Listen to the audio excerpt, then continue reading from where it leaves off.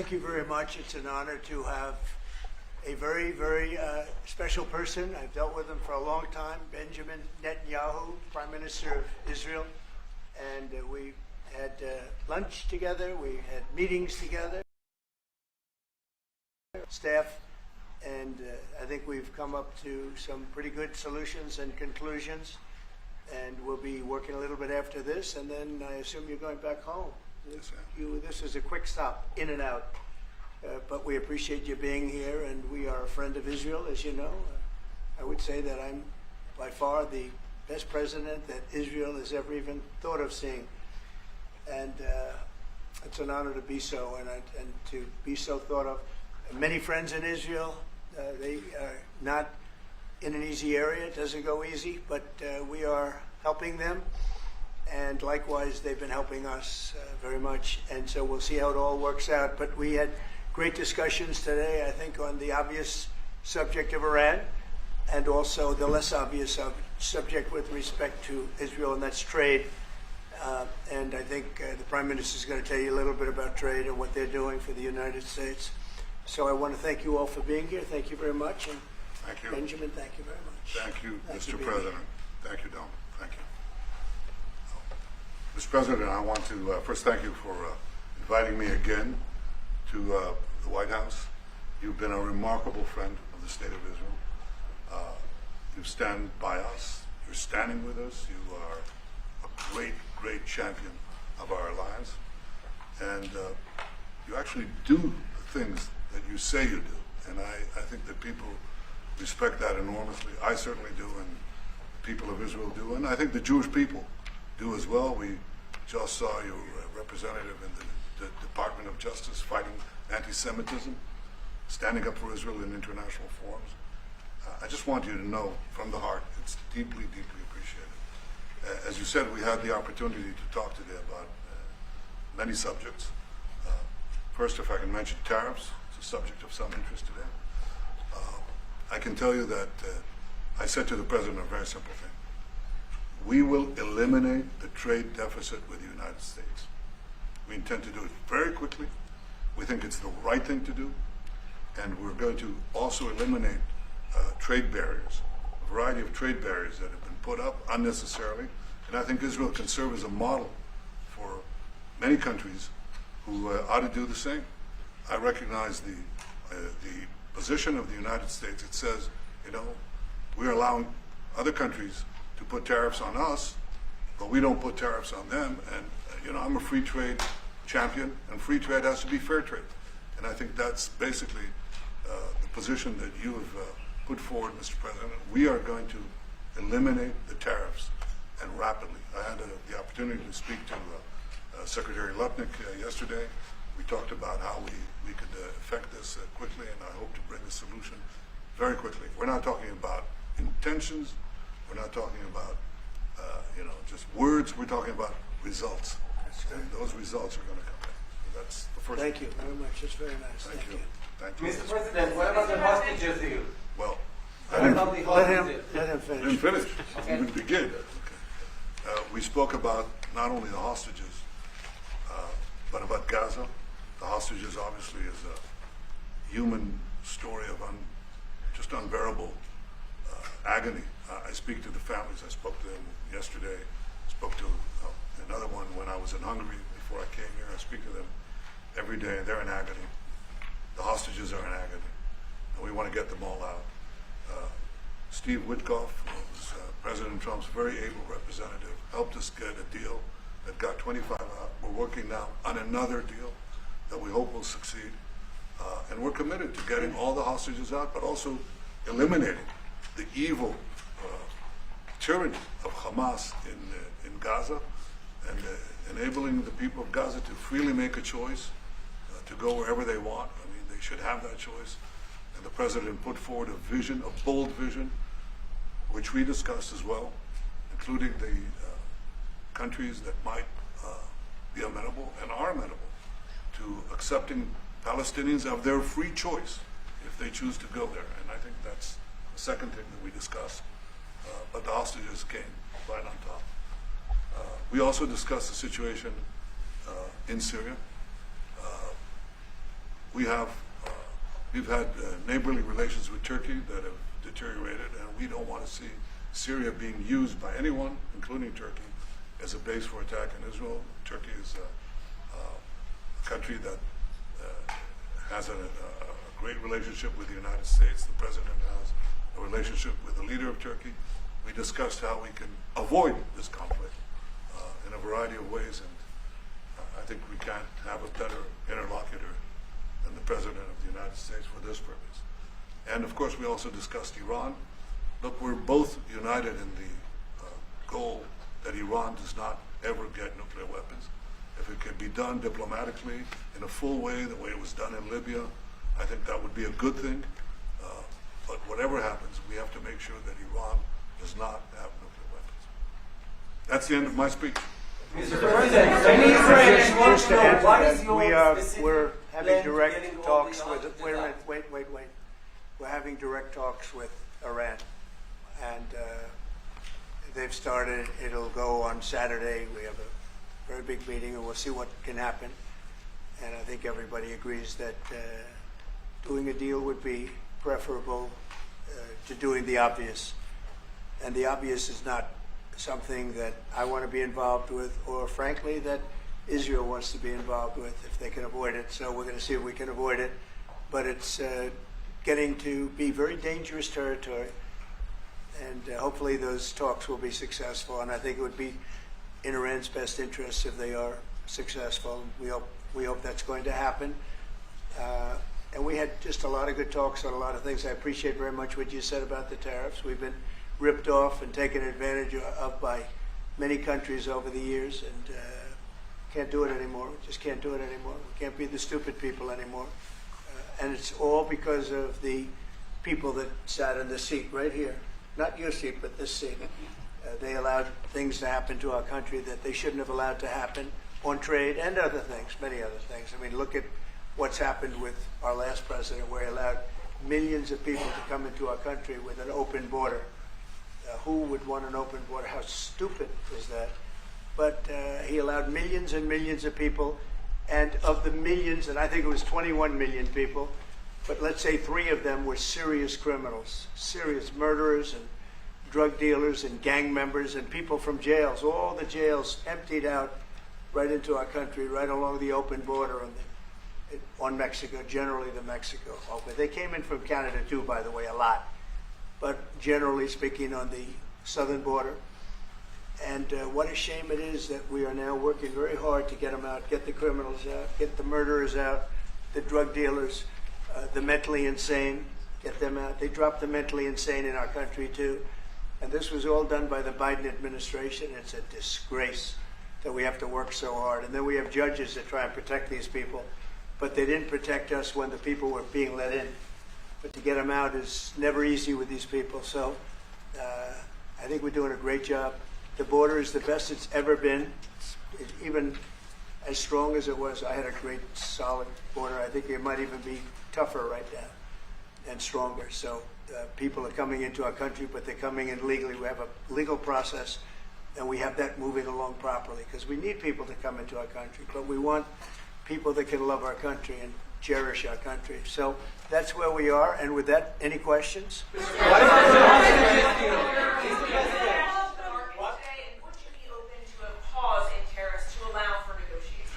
Well, we're not looking at that. We have many countries that are coming to negotiate deals with us, and they're going to be fair deals. And in certain cases, they're going to be paying substantial tariffs. They'll be fair deals. As you know, I spoke this morning with the Prime Minister of Japan, and we had a very good conversation. They're coming.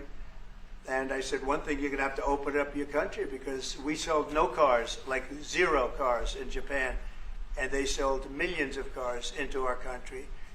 They don't really take our agriculture, a little bit of it just to keep us slightly happy, but they don't take what they're supposed to be taking. So we have a great relationship with Japan. We're going to keep it that way, but they're coming in to meet, and other countries are coming in.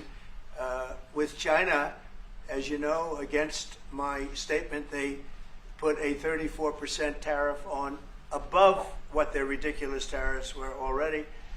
And I said, if that tariff isn't removed by tomorrow at 12 o'clock, we're putting a 50% tariff on above the tariffs that we put on.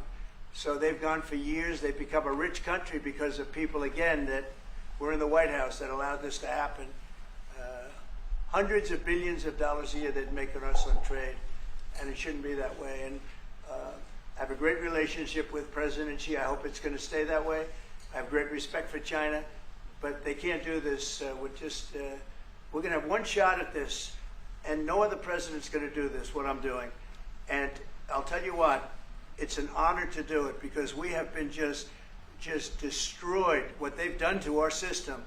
You know, we have $36 trillion of debt for a reason. And the reason is that people allowed it to get that way. So we'll be talking to China. We'll be talking to a lot of different countries. And I think, you know, if we can make a really fair deal and a good deal for the United States, not a good deal for others. This is America first. It's now America first. And we didn't put America first. We put America last. The people that were in the Oval Office put America last, and we're not going to stand for it. Yeah. Go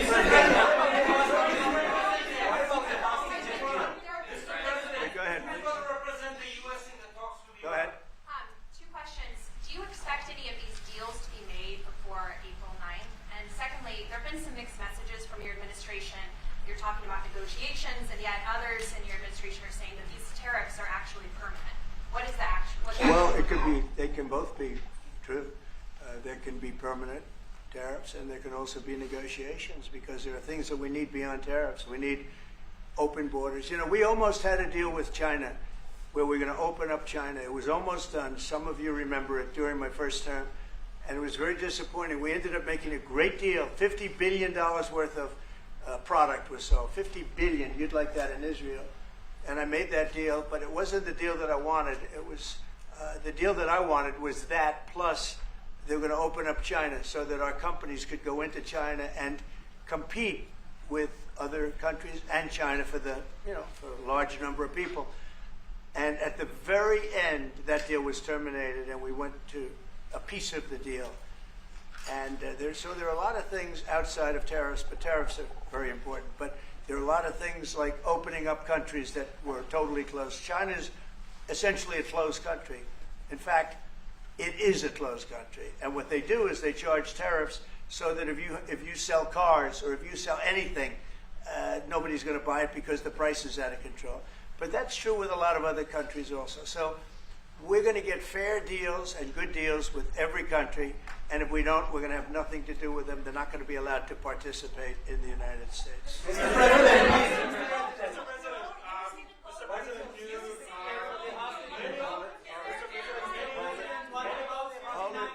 Hold it. Just relax. We have time. This gentleman is all day long. Mr. President, many of thank you for the check. Go ahead.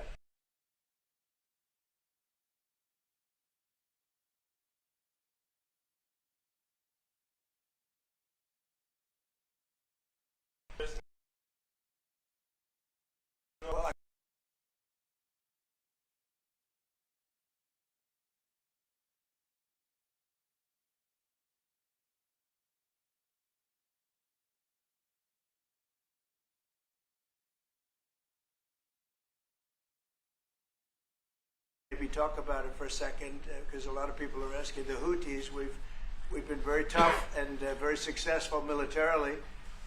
We've really damaged them badly. These were people shooting down ships and other things, by the way, flying objects like airplanes. And we've put a major hurt on the Houthis, which nobody's been able to do. We've really hit them hard. And it's every night, night after night, and we've gotten many of their leaders and their experts. They're experts on missiles. I mean, they actually make missiles. Nobody thought that, but they make missiles. They're highly sophisticated, and they're very tough, but they've been very badly damaged. Nobody else was able to do that but us. Pete, you want to discuss that, please? Yes, sir. It's been a bad 3 weeks for the Houthis, and it's about to get worse. It's been a devastating campaign, whether it's underground facilities, weapons manufacturing, bunkers, troops in the open, air defense assets. We are not going to relent And it's only to get more unrelenting until the Houthis declare they will stop shooting at our ships. And we've been very clear with the Iranians as well. They should not continue to provide support to the Houthis, and that message has been made very clear. So we have a lot more options and a lot more pressure to apply, and we know, because we see the reports, how devastating this campaign has been in them, and we will not relent. We have a great military. There's no military like our military. And despite Biden having given a lot, but nevertheless a pretty small piece, but it was a lot of our military away in Afghanistan, and one of the dumbest situations, I think, and maybe the most embarrassing situation we've ever been involved in, that short period of time in Afghanistan. What a disgrace that was, but left a lot of our military behind. Left. You see them in their annual parades where they're parading trucks that are armor plated and different things that they can't, but it's many billions of dollars we left behind.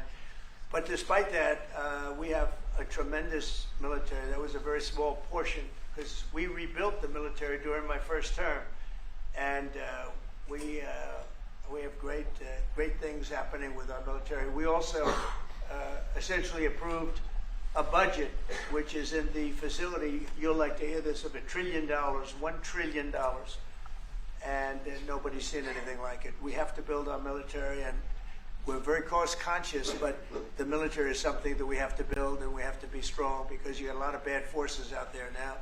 So we're going to be approving a budget, and I'm proud to say, actually, the biggest one we've ever done for the military.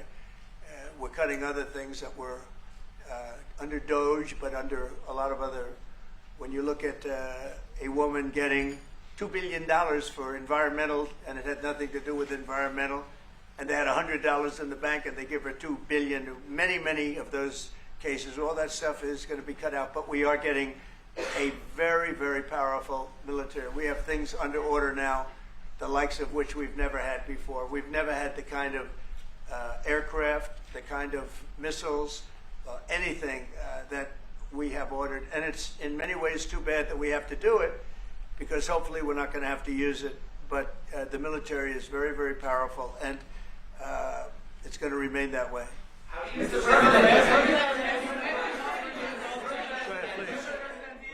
Yes, Green? Thank you, Mr. President. I want to ask you about Iran, because this is the first time we hear that the U.S. is having a direct contact with the Iranians. Is it possible to give us some more information at what level is the U.S. is High level, very high level, yeah. We're dealing with the Iranians. We have a very big meeting on Saturday, and we're dealing with them directly. You know, a lot of people say, oh, maybe you're going through surrogates, or you're not dealing directly, you're dealing through other countries. No, we're dealing with them directly, and maybe a deal is going to be made. That would be great. It would be really great for Iran, I can tell you that. But hopefully, we're not going to have to get into that. We are meeting very importantly on Saturday at almost the highest level, and we'll see how it works out. Please. How do you ensure, Mr. President, that these tariffs don't drive U.S. trading partners into the hands of the Chinese? I'm not worried about it. I'm not worried about it. If they want to be in the hands of the U.S., they don't want to be in the hands of the Chinese. And, the Chinese have turned out to be really not very good at that. People that are with us, they're with us. But we cannot be taken advantage of any longer. I used to watch these deals for years. I've been talking about it for years. You know, I've been talking about it for 35 years, how our country is being ripped off. I mean, 30 years ago it was Japan, then it was something else, then it was another group, then it was China. China's doing the best job of it, frankly. And it's just not going to happen. Not going to happen. Mr. President, the EU has said that they have offered 0 for 0 tariffs on cars and industrial goods. Is that not enough? Well, the EU, no, it's not. The EU has been very tough over the years.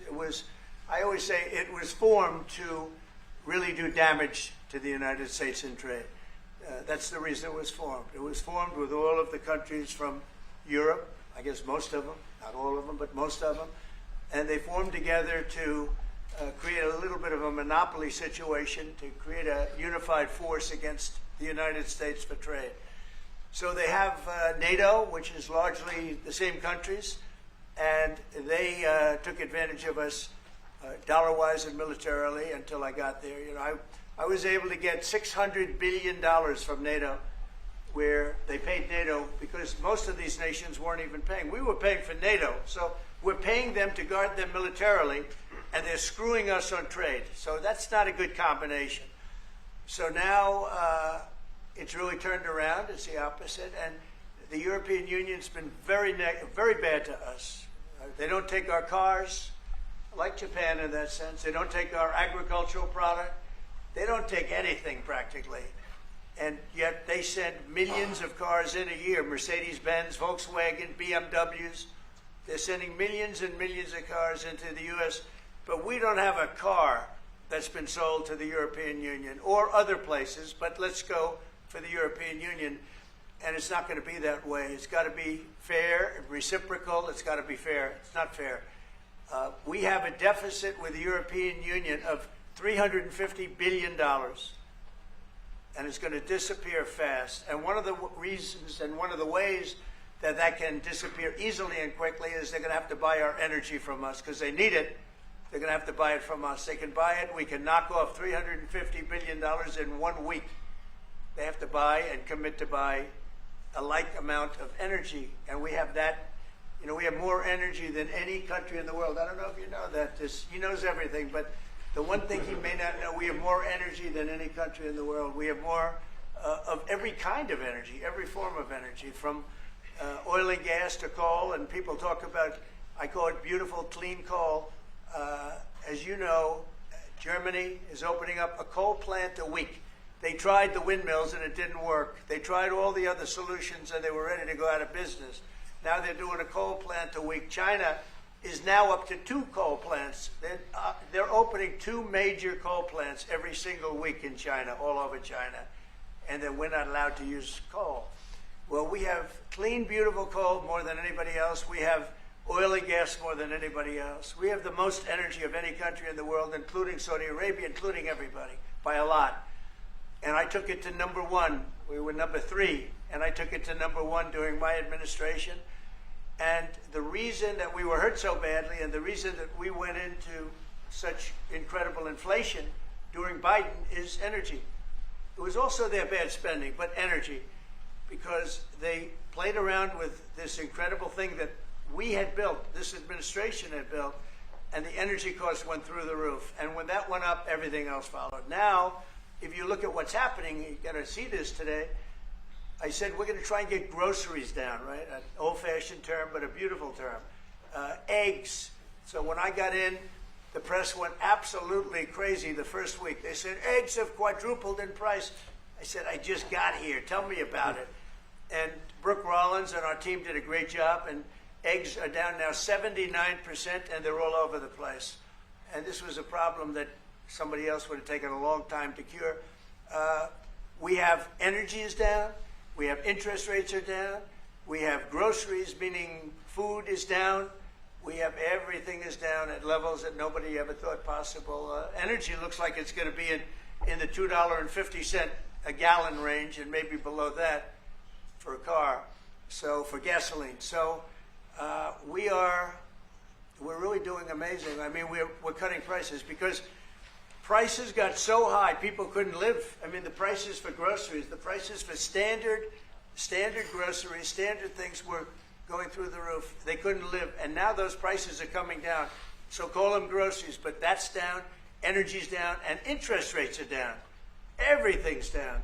And the interest rates, the beauty there is when we refinance debt, you know, debt's become such a big factor in this country. We're going to start paying debt off with tariffs and other things. But it's such a big factor because the interest rate's so high. Well, now that's coming way down. So our budget's going to look a lot better because interest costs are way down. And I guess I've done that. Okay. Many Israelis are watching you now on live show. Good. What is your specific I hope they like way me. of getting the hostages out from the horrific captivity? Yeah, we are trying very hard to get the hostages out. We're looking at another ceasefire. We'll see what happens. But we want to get the hostages out. The Israeli people want the hostages out more than anything. They want the hostages out.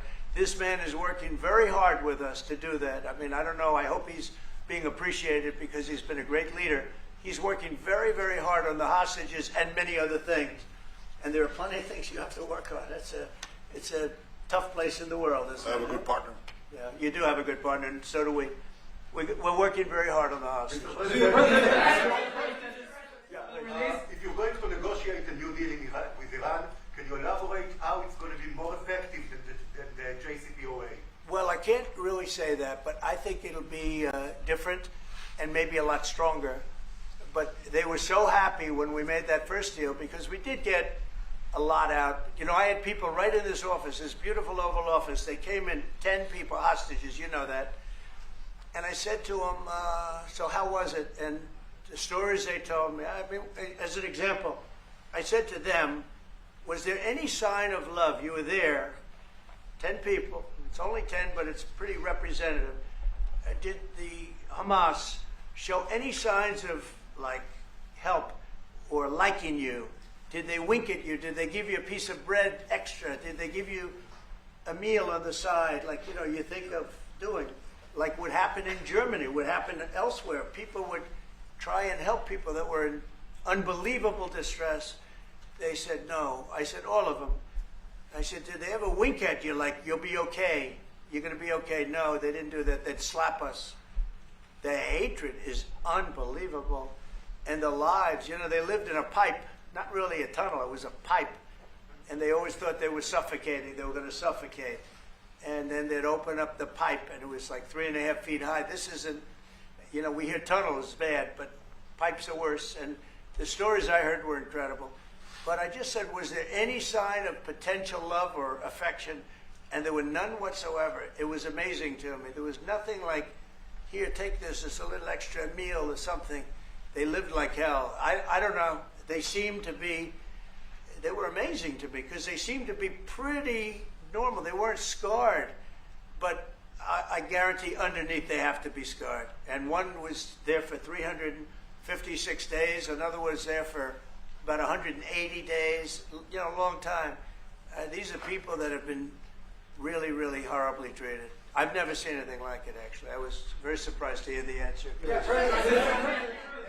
President. Are there 2 or 3 countries that are on your list that you feel are farther along in getting their tariffs lowered? I think there are many that want to get rid of tariffs right now.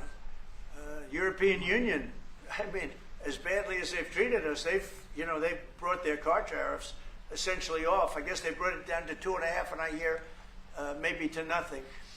But it's not only tariffs, it's non-monetary tariffs. It's tariffs where they put things on that make it impossible for you to sell a car. It's not a money thing.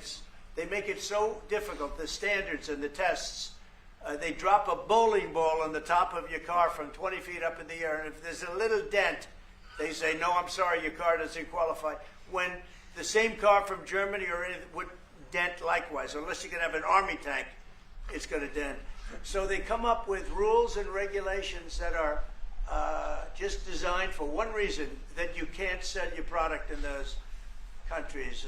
And we're not going to let that happen. Those are called non-monetary barriers. They make barriers that are so tough that it's impossible to qualify. So tariffs are a big part of it, but there's another big part of it, and that's barriers. They also do something else. They manipulate their currency, and they drive it down. They want to have low currencies. You know, it sounds better to have a high currency, a strong dollar or whatever, but they bring their currency down, and when it competes with our currency, it's very hard to sell a tractor.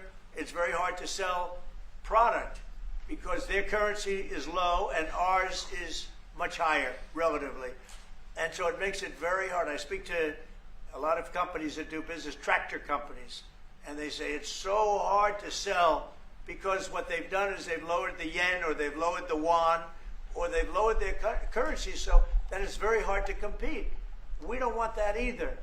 So we have a lot of things that we're talking about, but we're going to fix it properly, and it's going to be fair to everybody. And in the end, I think we're going to have a world that does a lot better, you know. But they have to respect the United States, and nobody but me would do this. Nobody but me would do this. You know, it would be nice to serve, a nice, easy term. But we have an opportunity to change the fabric of our country. We have an opportunity to reset the table on trade. We lose billions of dollars. We lose close to $2 trillion a year on trade. We lose $1 trillion a year to China. $1 trillion. We lose hundreds of billions of dollars a year on trade to China. We lose hundreds of billions of dollars overall, probably close to $2 trillion. Why would we do that? Number one, why would we do that? And then you have to say, is it sustainable? Then you hear about all of the people that say, well, deficits. If we have a deficit with the country, or if the country has a big surplus with us, like China has a massive surplus, that they take and they spend on their military. Well, we don't want that. I don't want them to take $500, $600 billion a year and spend it on their military. I don't want them spending money on their military. And I shouldn't have to spend money. We shouldn't have to spend it either. Because, you know, hopefully, and I said this to President Xi, hopefully it's money that we're never going to use.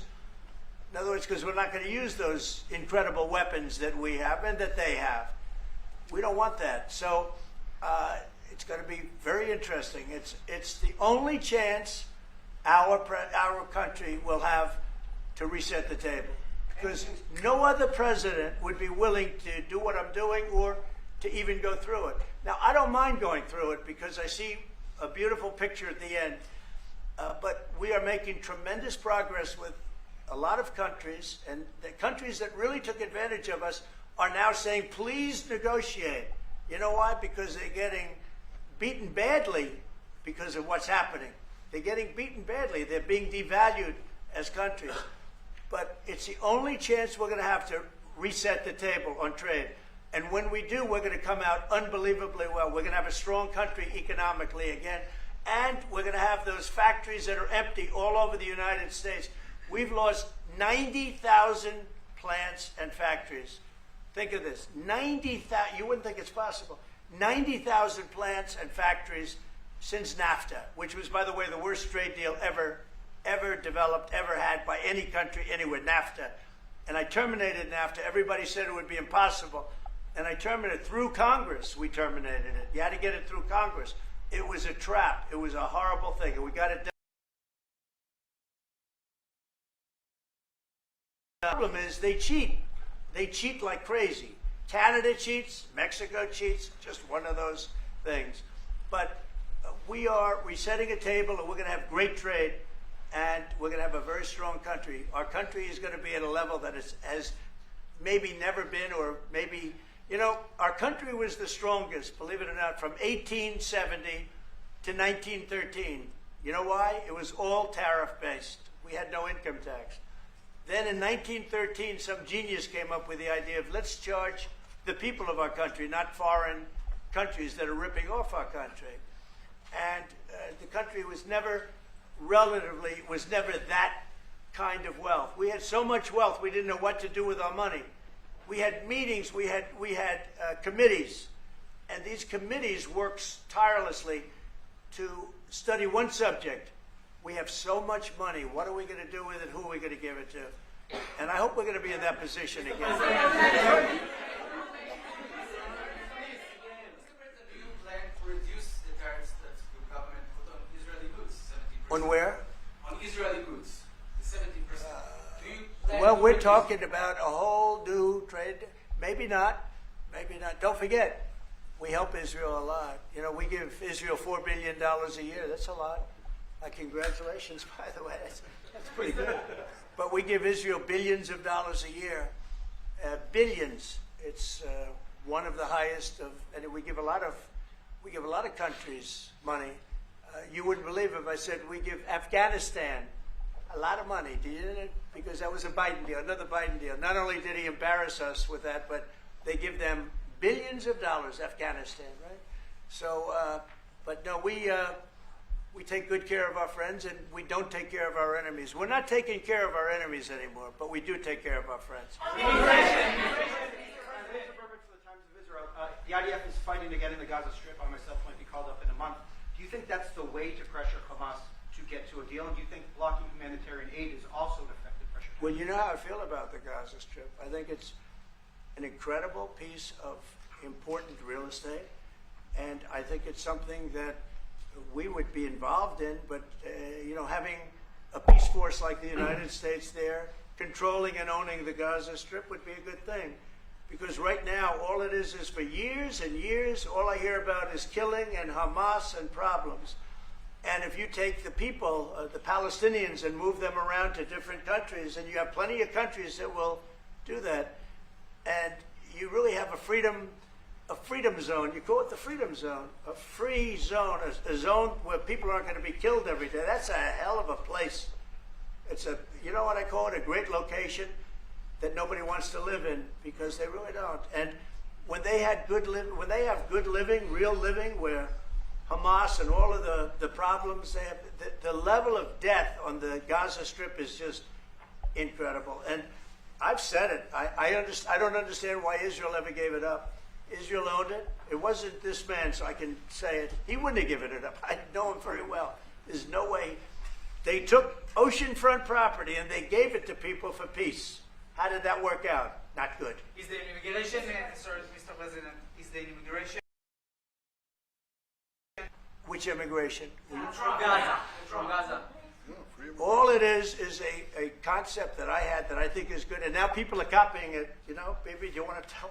People are talking about the Trump plan. Gee, why don't we do that? Would you like to answer that question?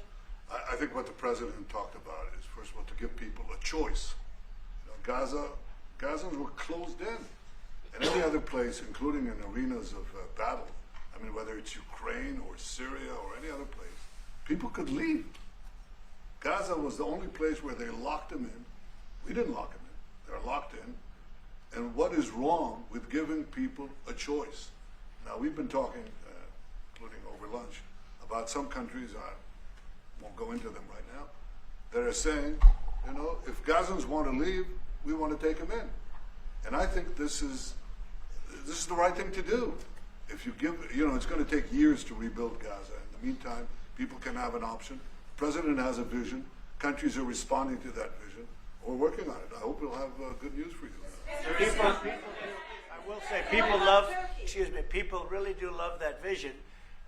It's a long-term vision, but so importantly is to have that be a safe field, because you're right smack in the middle of the Middle East. You're right along Israel. It should have never, ever been given away. It shouldn't have been given away by Israel.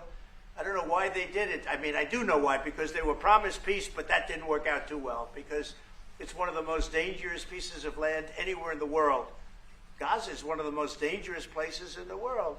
So they gave it away for a good intention, and it didn't work out that way. And a lot of people like my concept, but there are other concepts that I like too, and there are some concepts I don't like.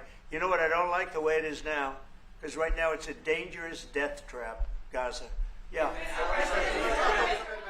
Thank you, sir. Can you talk a little bit about your potential meeting with Vladimir Putin? Do you still plan to meet with him?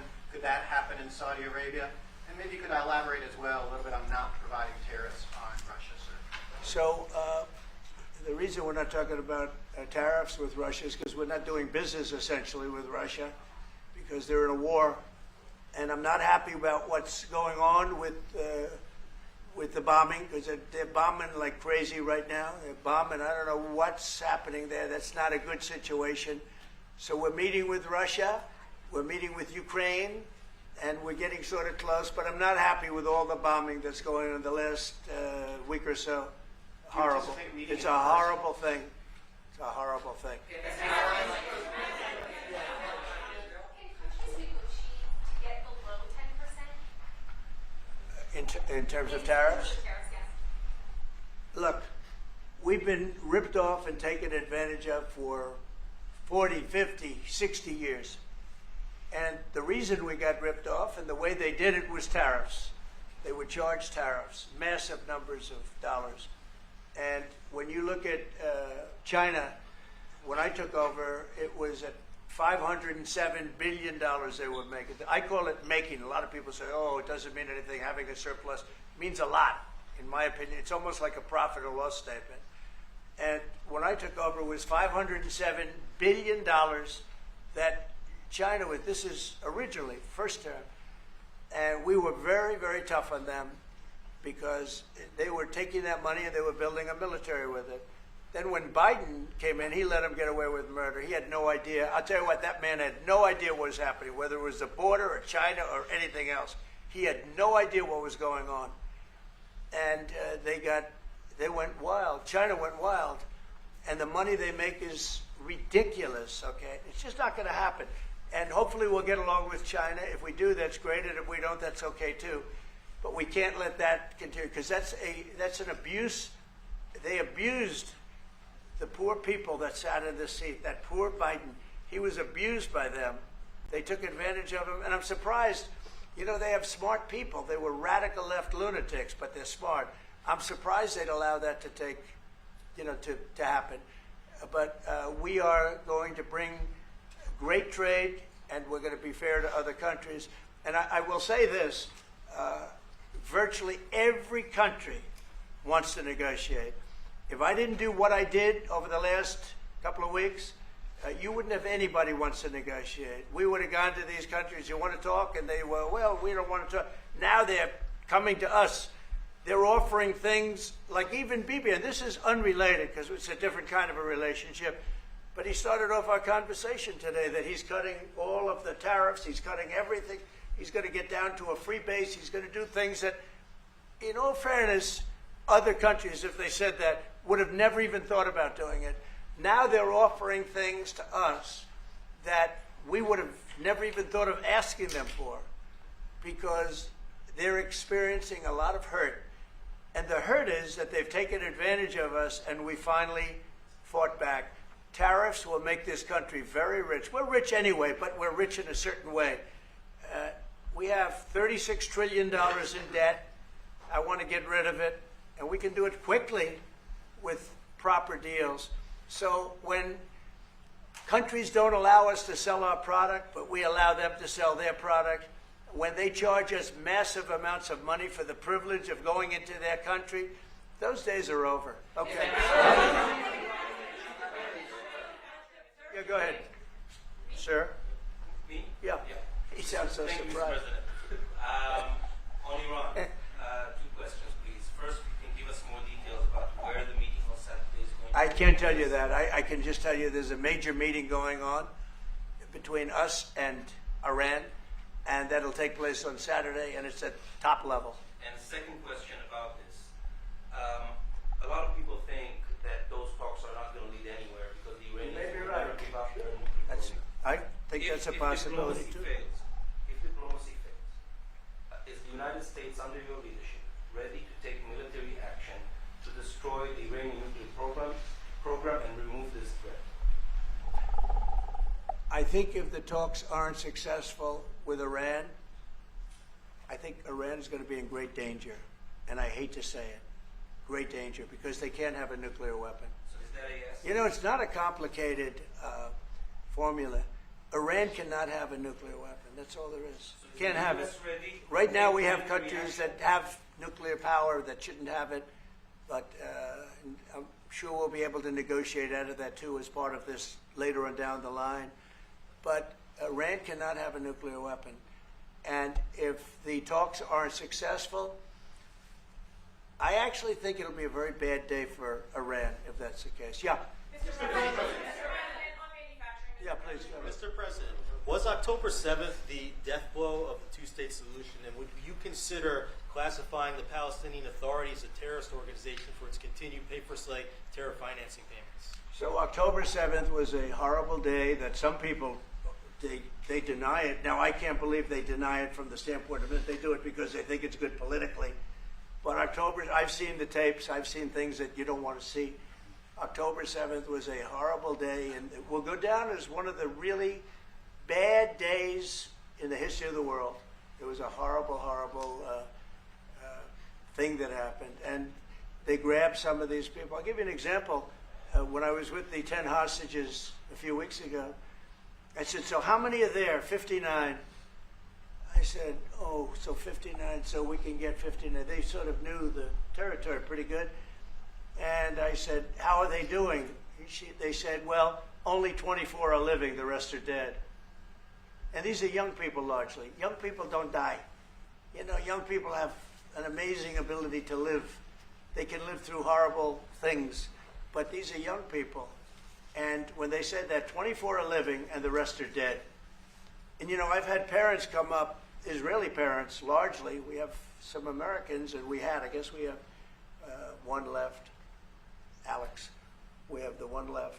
But I've had Israeli parents come up to me at events and say, my son is there.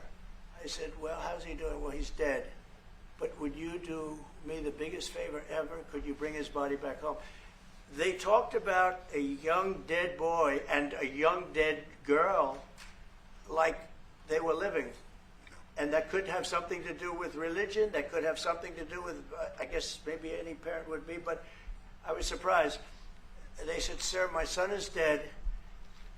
It is just as important to bring that body back home. I asked that question as if he were alive. So you have a lot of them dead, and we'll be able to bring them back. But it's a horrible thing that's happened. These are largely young people. Some old ones too, frankly. And those people have lived in hell. When they came off, the second group that came out, they looked like they just got out of a concentration camp. They looked exactly like the pictures that I'd see from the 1940s, the concentration camps. And then they got a little bit better, you know. But that second group, those people came out, and I said, this is unbelievable. We're going back into a chapter in history that is one of the worst ever. It's really very bad. Okay?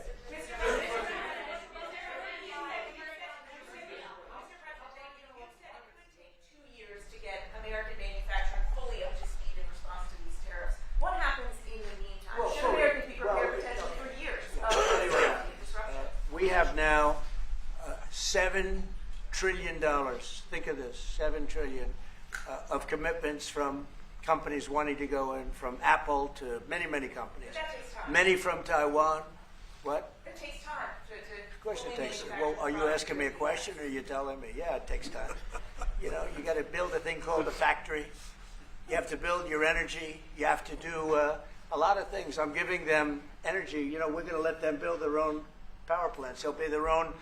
Essentially, they're going to be in charge of the power plant because our power is not reliable enough. You have a grid that's old and susceptible to a lot of things, including bombing and weather and a lot of other things.